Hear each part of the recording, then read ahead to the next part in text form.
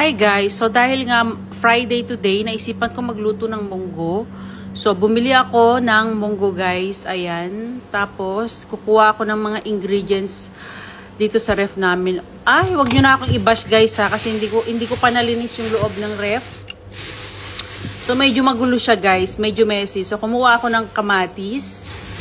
Ayan, magulo pa yung loob ng ref namin guys. Tapos kamatis, sibuyas. Ay, nabulok na siya guys. So, siya muna yung una kong lulutuin kasi medyo nabulok na siya.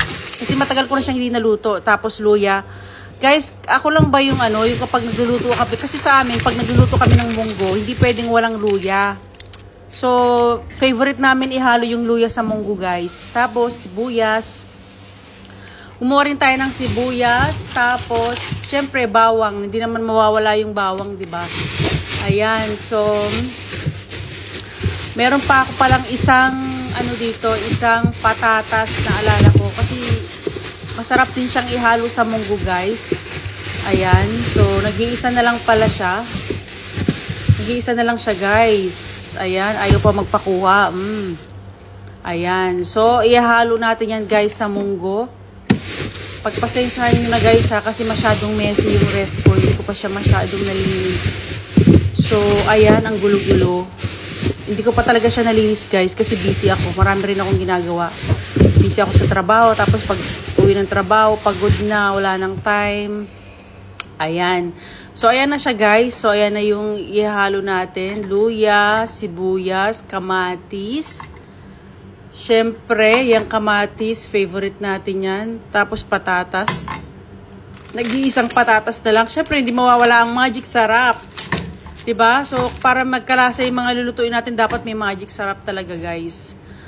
Tapos, ayan. Actually, plano ko sana lagyan, guys, ng Argentina. Pero, nagbago yung isip ko. So, ayan, syempre, yung malunggay natin kahapon na fresh. Nilagay ko siya dyan sa parang vase. So, ayan na yung malunggay, guys. Ayan na yung, guys, yung munggo. Hinugasan na natin. Ayan. So, pakukuluan muna natin siya, guys, para lumambot. Syempre, diba? So, ayan na siya guys. Talagyan ko na siya ng tubig. So, mainit na yung nilagay ko guys para mabilis siyang kumulo. Kasi gutom na rin ako eh. Check time now is already 3 PM. So, medyo gutom na tayo guys. Kaya mainit na tubig na nilagay ko. So, syempre, hugasan muna natin yung mga kamatis bago natin hiwain guys. So, ayan, hugasan ko muna siya. Kasi marami siyang dumi. Hindi naman dumi, pero syempre dapat inuhugasan talaga guys. Inuhugasan talaga ang pagkain, 'di ba? So ayan. So yung nag-iisang patatas. Actually masarap guys ihalo yung patatas sa munggo. Dito ko lang yan sa Qatar na try. Sa Pilipinas never kong ginawa yan eh. Syempre luya. So ayan, hugasan muna natin siya guys bago natin hatiin. Ayan. So hihiwain na natin siya guys. Ayan. So, pasensyahan nyo na guys yung yung chopping board ko kasi naninilaw na. Kasi pag naghihiwa ko ng turmeric na ginger, ayan, naninilaw. Hindi ko pa siya binabad sa sa Clorox. Pag binabad mo daw yan sa Clorox, puputi eh. So, ayan, hihiwain natin yung kamatis. Siyempre, kamatis, iwain natin yung mga ingredients. Guys, pag nagluluto ako ng munggo, pag ginigisa ko siya, may kamatis. Ewan ko, pero masarap kasi pag may kamatis eh. Para mas healthy, di ba? So, ayan, hinihiwa ko yung kamatis. Ang sarap kumain ng munggo pag Friday. Anyway, minsan lang guys ako nakakapagluto ng ng munggo kasi wala nga akong time. Minsan pag uwi ko pagod na din ako, minsan tinapay na lang kinakain ko, ganun, or yung minsan nag-order para mabilis, para hindi ka na magluto. Pero pag Friday, syempre day off, may time na magluto guys. So ayan, so hiwain muna natin yung mga kamatis. Ayan, so 2 pieces pala yung hinalo ko. Ayan, so medyo marami-rami yung kamatis natin. Medyo maraming kamatis natin guys. Ayan, so iwain natin yung isa pa. So bali 2 pieces ang nilagay kong kamatis dyan. Ayan. So, hiwain natin yung isa pang kamatis. Masarap kasi guys, pag may kamatis yung munggo, try nyo. Igisa nyo siya ng kamatis, bawang, sibuyas. Ay naku guys, sobrang sarap. Grabe. Tapos na yung kamatis, yung ano naman, patatas. Ayan, yung nag-iisa nating patatas. Yan naman yung babalatan natin. Ayan. So, medyo nagmamadali na ako dyan, guys. Kasi, gutom na talaga ako. Ayan. So, binabalatan natin yung patatas. Minsan, masarap din na mas okay na ikaw yung magluluto ng sarili mong pagkain, guys. Kasi, makokontrol mo yung ilalagay mong asin or kaya yung pampalasa, kasi pag sa labas ka bumili, hindi mo control, 'di ba? So, ayan, tas yan naman yung sibuyas. Hiwain naman natin yung sibuyas, guys. Dito sa Qatar, maraming sibuyas. Tsaka mura lang yung sibuyas dito. Afford mo bumili ng sibuyas. So, hindi ko na siya nilagay lahat, guys, kasi masyadong malaki yung sibuyas. So, half lang nilagay ko. Tas syempre, bawang, hindi mawawala yung bawang. Ayan. So, binalatan din natin yung bawang. Ayan. Yung bawang. So, ayan. Minsan nakakamiss din yung ganyan, no? Magluto ka.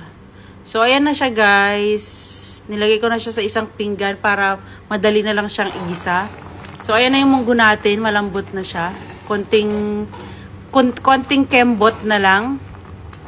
Ayan. Medyo malapot na rin siya. Pero hindi pa siya ganun lapot. So, ayan, igigisa ko muna yung ating mga aromatics. So, syempre, una kong nilagay, bawang. Actually, guys, yung luya pala, nilagay ko na sa munggo. Hindi ko na siya ihalo sa gisa. Hindi ko na siya ihalo sa gisa. So, ayan guys, ayan, ginigisa na natin yung ating mga aromatic, yung sibuyas, bawang, tapos, ayan, so pagkagisa niyan guys, igigisa ko na dyan yung ating munggo, para masarap, para lalong masarap guys. So, ayan, igigisa na. Actually guys, hindi gusto nilagyan ng kahit anong karne or anything, kasi gusto ko pure vegetable lang siya. So, ang hinalo ko lang is patatas tsaka yung fresh na malunggay na kinuha ko kahapon. So, hindi pa nalanta guys yung malunggay kasi nilagay ko sa parang vase, ganun. Pero hindi naman siya vase. Nilagyan ko ng tubig yung malaking pitchel, tapos nilagay ko yung malunggay. So, parang fresh pa rin siya hanggang ngayon. So, ayan na. Ilalagay na natin yung kamatis. Yan. Then, mix lang guys.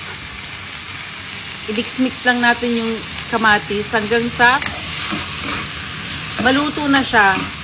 So, once na maluto na guys yung kamatis, saka na natin ilalagay sa munggo. So, ayan, medyo kumukulo-kulo na yung munggo. Medyo lumalapot na siya guys. Ayan, nilagyan ko pala siya ng konting chili flakes.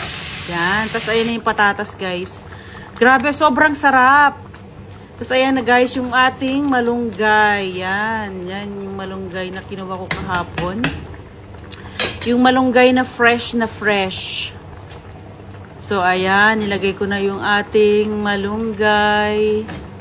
Ayan. So guys, pag nagluluto pala kayo ng anything na pagkain, tapos pag nilagay nyo pala yung malunggay, huwag nyo siyang haluin. Tatakpan nyo lang kasi magiging sobrang sobrang laspag na kapag hinalo-halo mo siya. So, wag mo siyang haluin, guys. Ayan, takpan mo lang yun.